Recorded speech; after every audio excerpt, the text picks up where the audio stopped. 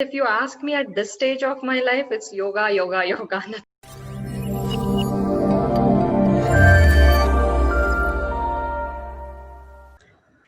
Hello, welcome to Sona Motivates and welcome to Facing New Normal. Today we have a very inspiring guest. We have known each other for a couple of years, and I'm very mesmerized by her journey.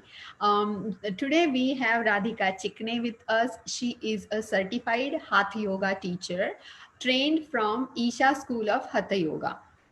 She is actually a Bachelor of Computer Science and Engineering and has worked as an Oracle application senior techno a functional consultant for around 15 years in the software industry. So basically, she had this booming IT career, and in the middle of all this, she decided that she will switch or pause her career of being in software industry and learn something as yoga. For that, she went back home and she stayed in ashram for 6 months and did this hatha yoga training. I don't know whether I'm saying it right, but she will tell us whether it's hatha yoga or hatha yoga.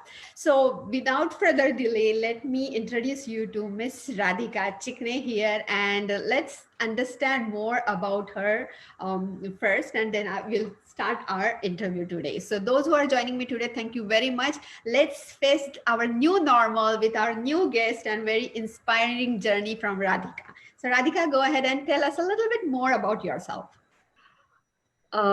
Yeah, so it has been a journey for me too, an exciting journey overall till today. But this last patch was too exciting, actually. It was the best one from my life, I would say. Yeah, and it was not that I was not satisfied with my job or was not interested in it, but there was some emptiness or some longing to search something different or learn something different. And yoga I had done before, hatha yoga, not in the way that I am doing now or not with the understanding that I am doing it now. I did it for around 1.5 years continuously. Like that was also every day I used to do it, and I had tasted the benefits, but somehow other things took priority. US happened, and then yeah, I got through all these things in US, I would say, and then.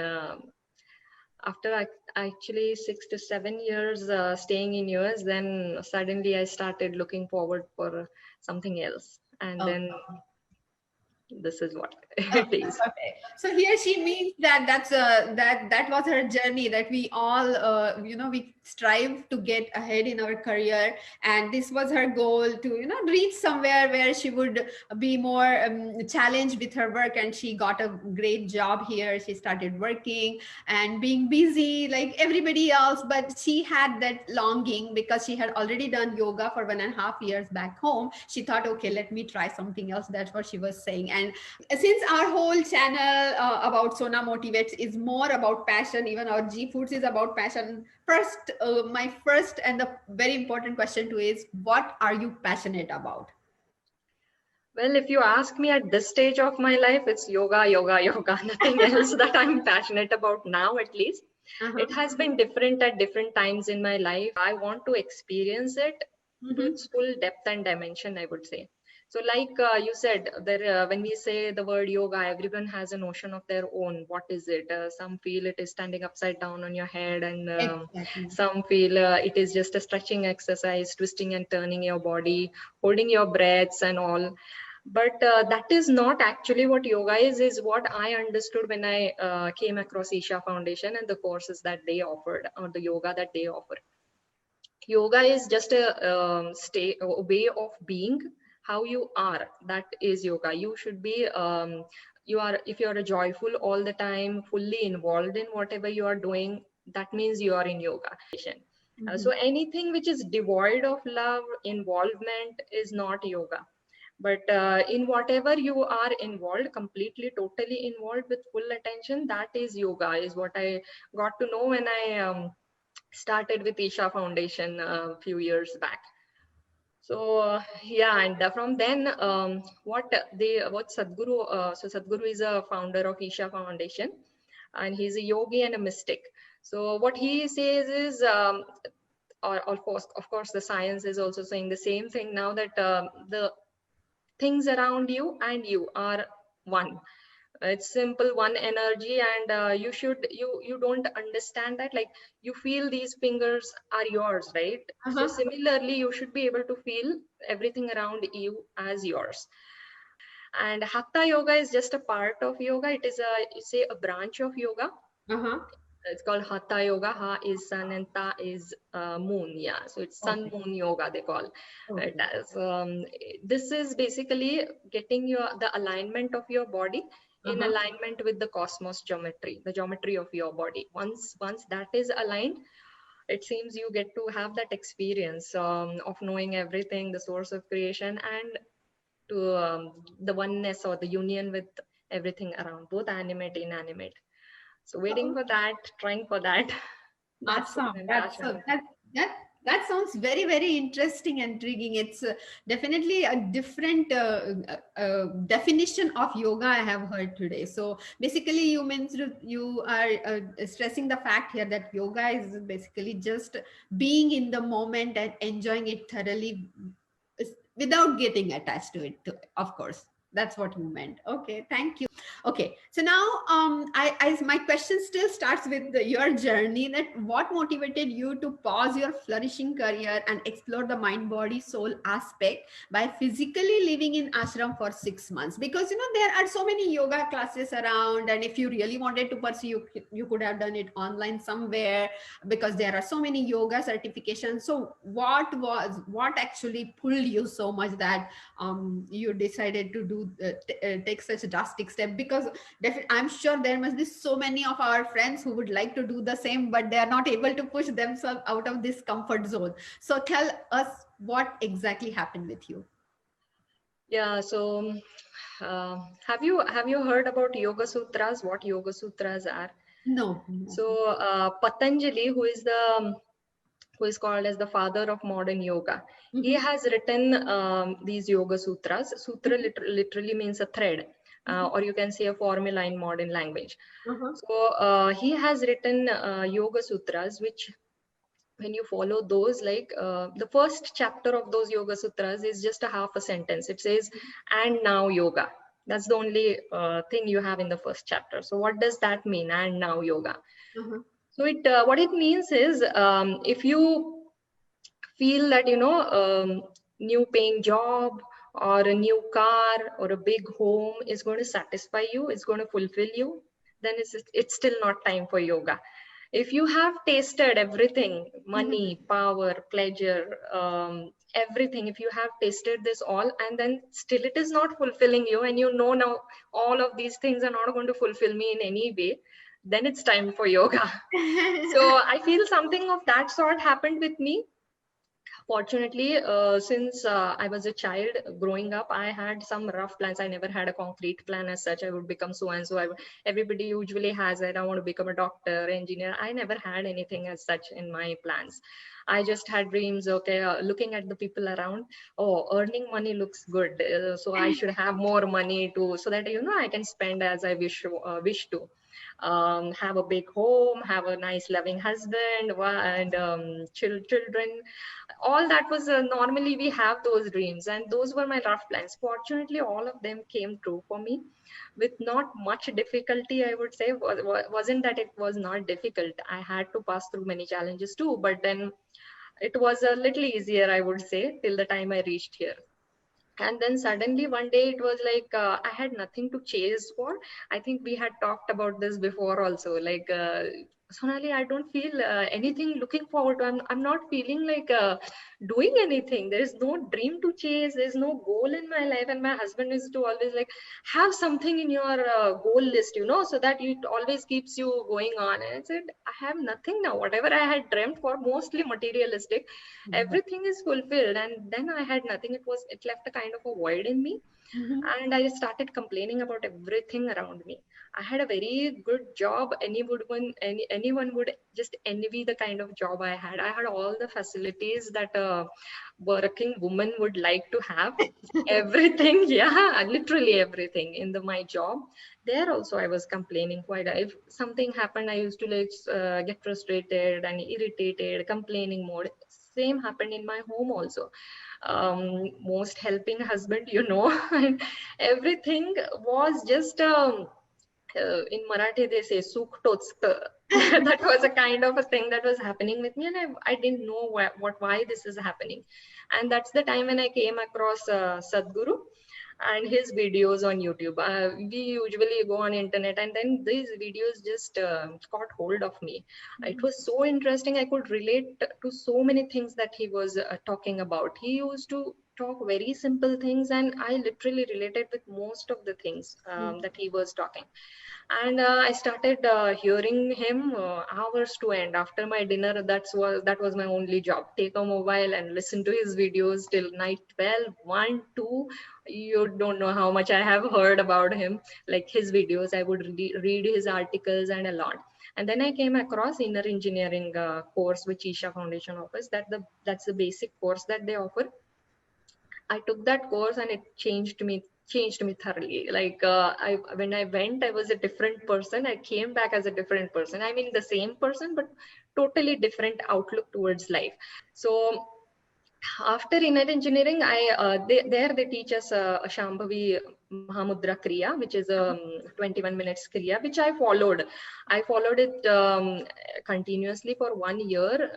I did it without fail for one continuous year. And then I came across the Hatha Yoga teacher training course. It just came into once you are into the foundation links and all, you know what all they offer, right? And I saw this teacher training course, and still the void was somewhat there. Now I learned to manage it. Now I was actually applying all the principles that they taught us in inner engineering, that they shared with us. And I saw that each and every principle was very well getting applied to each and every hour of our life. Like moment to moment, as he says, it gets applied. One or the other gets applied.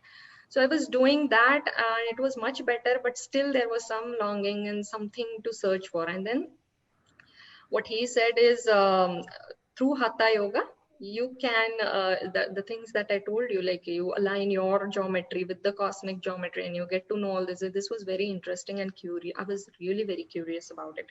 And not motivation, I would think, but curiosity led me to this. And since I had practiced yoga before, I had tasted the benefits. And that time it was like, the other day I was also talking to my daughter. She said, there are only 2 days left for weekend. I said, the 5 days that you're spending, you're not enjoying at all, and you feel only those 2 days are important. Out of 70% of your life, you're saying that it's okay, I'm just going through it, see how it is. And when I used to practice yoga back in those days, it was 7 to 8 years back, 1.5 years.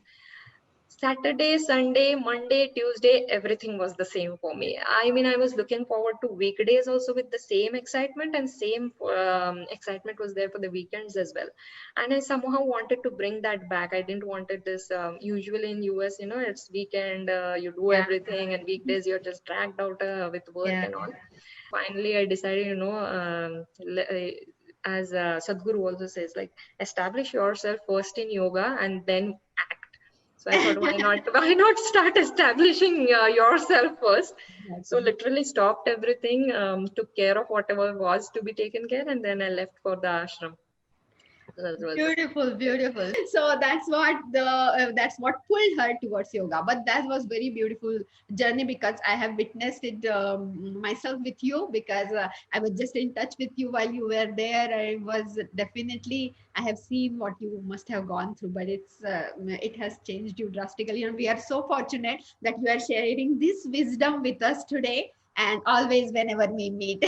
But thank you very much for joining us today. Now, the next one I would like to know, because we would like our viewers to take something from your journey, and not everybody can go back home for 6 months and do what you did. Just couple of answers for our viewers. So first of all, what are the 3 habits you learned staying back home, which were not there previously with you before going, and what you learned there living in ashram that has helped you will help our viewers right now. So even if we can go back home and do all these things, tell us 3 habits which we can do right now, which we can incorporate right now in our busy schedule. Yeah, so the first one, very first one, Hatha Yoga daily. That is the motto. That Okay. was the motto there also when we first started with the class. It was like next 21 weeks, Uh-huh. 2 times yoga daily. It should happen no matter what, Yeah. every day. So we had a schedule of doing Hatha Yoga in the morning sessions for 3 to 4 hours, and then 3 to 4 hours in the evening. So twice a day we used to do it. And I remember one time they took us out on a field trip, which was in their schedule of the program, and they took us to a garden of a person where it was a coconut tree garden, and we were enjoying. We had our lunch in the fields there, and it was truly nice. Then they put up some music, and we were all dancing. All after so many days, we were out of the ashram and looking at such a beautiful place. We were dancing. We everybody was somewhere at the back of mind. They knew, okay, it is time, but then we still teachers are not saying anything, let's just continue. And we were dancing, enjoying ourselves. And then it is, it got late to get back to the ashram. It was almost 6 o'clock. By the time 6:30 we usually finish our practices. We start late afternoon and we finish by 6:30. And then we thought, okay, come on, we don't want to be having any yoga now. It's time now. It's Exactly. in an hour we are going to have our dinner. And the teachers are like, okay, go get back to your rooms. In 15 minutes, see you in the hall. And we were like, what are we going to do now? When are we going to eat? And what about the schedule? We should eat early, sleep early, and all that. So they said, no, but we didn't do our practices. We had a commitment of doing the practices. That was a discipline. Everybody was super hungry by the time, because in 1 hour we were supposed to have our dinner. And but no compromise on the practices. Okay. Everybody got together and we did yoga and had our dinner almost at 9:30 or 10 o'clock that day. But doing the asanas on that empty stomach, we got to know the benefit of that also the next day. Yeah. So this is one thing, the discipline and the maintaining of commitments. That one thing I really learned a lot. And it can be very small commitment of reaching somewhere in time, for meeting a friend, or cooking in time, watching something, you have some shows or anything for that matter. I would say, if you have committed or a thought of something, just do it. Don't waver aside from that thought. So this your hatha yoga is to be taken as a discipline in your life. It is not just to be taken as a exercise, I would say. So that is one thing that I learned.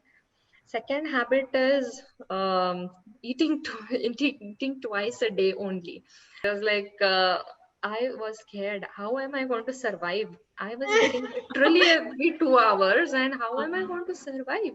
Exactly. But it was never a problem. I got used to the schedule, and I got that back home with me. Now also I'm doing the same, eating only twice a day, and a light snack in between. But that's it. And I didn't understand this before also, but they explained, like, if you keep on eating or munching on some or the other thing every now and then, your body keeps on working on digesting that thing. So if your body is working more, it needs rest more. So that's why you need sleep more, because sleep is a maintenance time. So if you are making your body work more for digesting the food, it's ultimately asking you to sleep more. And then we complain about why are we sleeping so much. It's because you have been eating the whole day. So there are benefits. Now I know, I'm sure you would have many things on that, like keeping your stomach empty, how best you perform on being an empty stomach and all. So, and I got time out of kitchen as well. So it was just 2 times a day. Yeah. That is one more thing. So go ahead. And the third thing you learned from ashram, which you would like to tell us. Third thing I would like, it is lighting an oil lamp. It's a very simple thing, lighting an oil lamp in the morning and bowing down to the source of creation. That's the third thing I learned from the ashram. So, ashram is a consecrated space all over, but there are two powerfully consecrated areas, or you say hubs, as if Dhyanalinga and Devi temple. So Dhyanalinga is a profound meditative space. It's a consecrated energy form which the Guru has created with Prana Pratishtapana. So you can search out on what is Prana Pratishtapana and what is Dhyana Linga, but it's a very powerfully energy charged space. And Devi temple, which she is popularly known as Linga Bhairavi. So she is also consecrated from a much exuberant form, but a feminine in nature. So exuberant feminine energy form.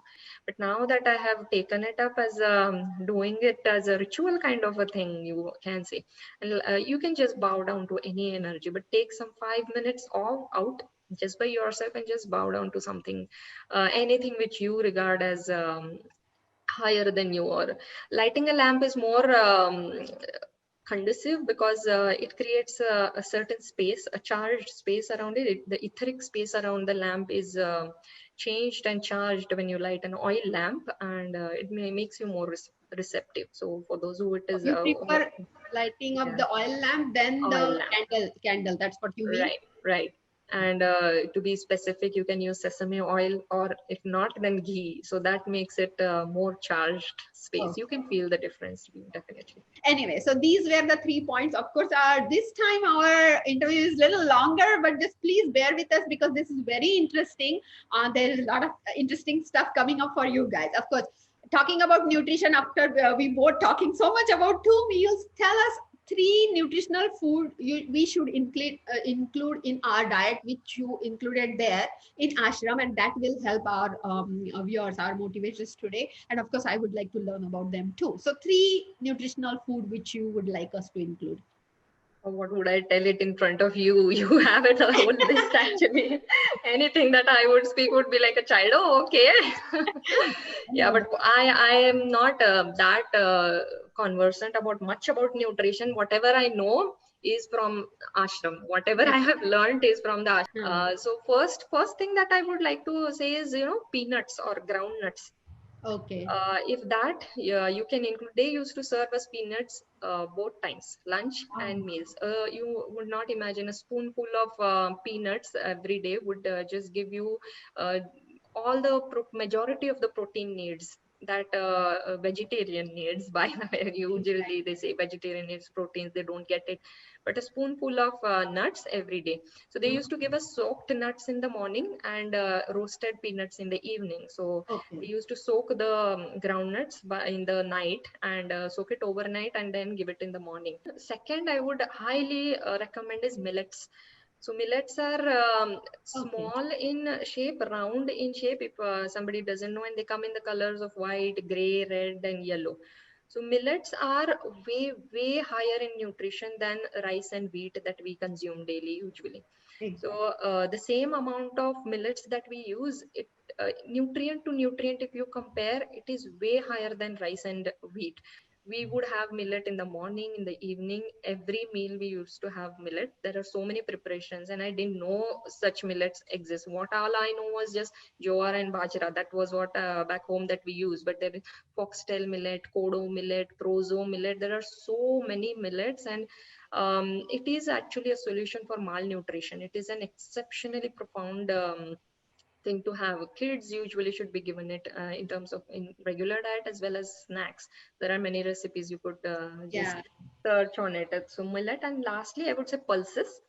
So sprouts, green gram was also one of the thing that they served us always. That also they soaked overnight, sprouted, and then used it in many dishes like salads, and they used to give green gram paisam, which everybody just loved. It was awesome. We got 3 ideas from you, those who are listening right now. So 3 nutritional food which Radhika has suggested is the first is peanuts. So I don't know if you are allergic to peanuts, maybe we will find out something else, but there are other options like gram. So you can actually use almonds, or even pumpkin seeds or sunflower seeds. You can soak them and use them. That is also allowed, and so that works well.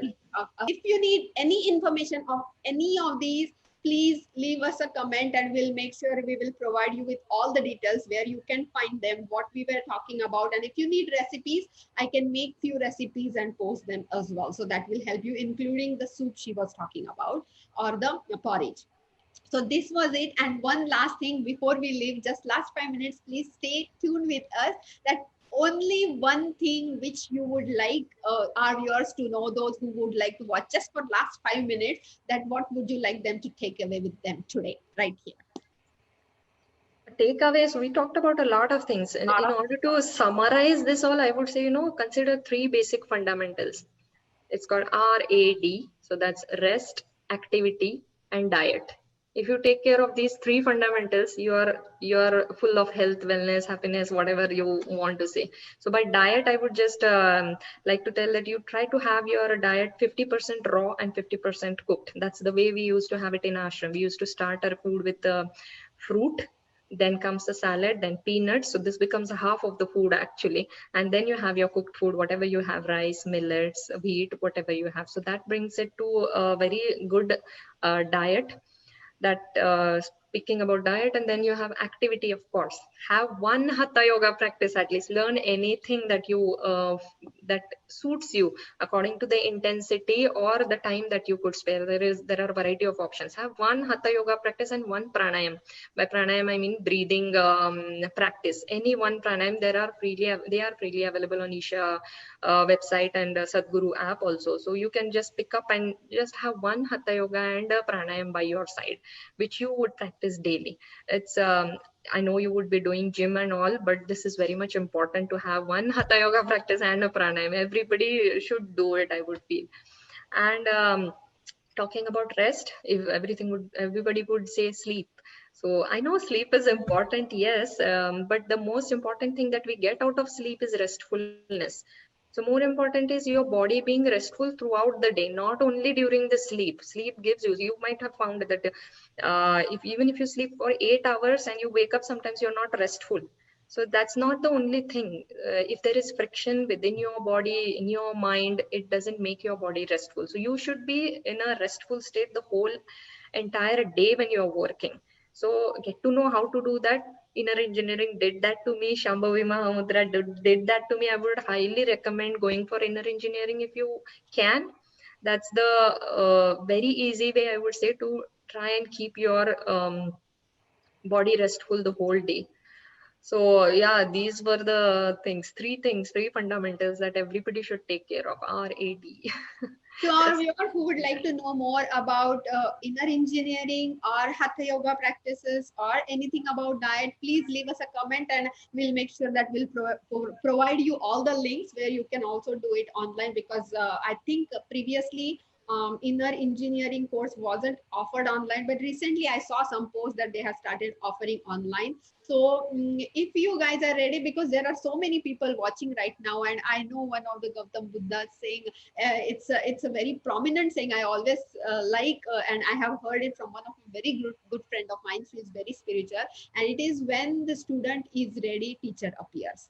So in Radhika's life, the same thing happened. When she was ready, teacher in the form of Pujya Sadhguruji appeared in different ways, and it happens with everyone. So those who are watching right now, probably you guys are ready. That's why you got all this wisdom today here, and you can catch the wisdom on the links we are providing. So she changed her life by doing what she thought is right, that she found her passion. If you guys are interested in knowing anything about all these, please leave us a comment and we would like to update you with all the details.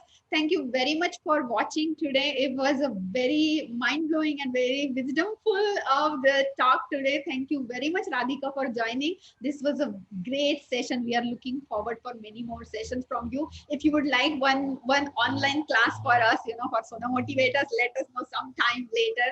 And thank you for joining. Thanks, Radhika. Thank you. Yeah.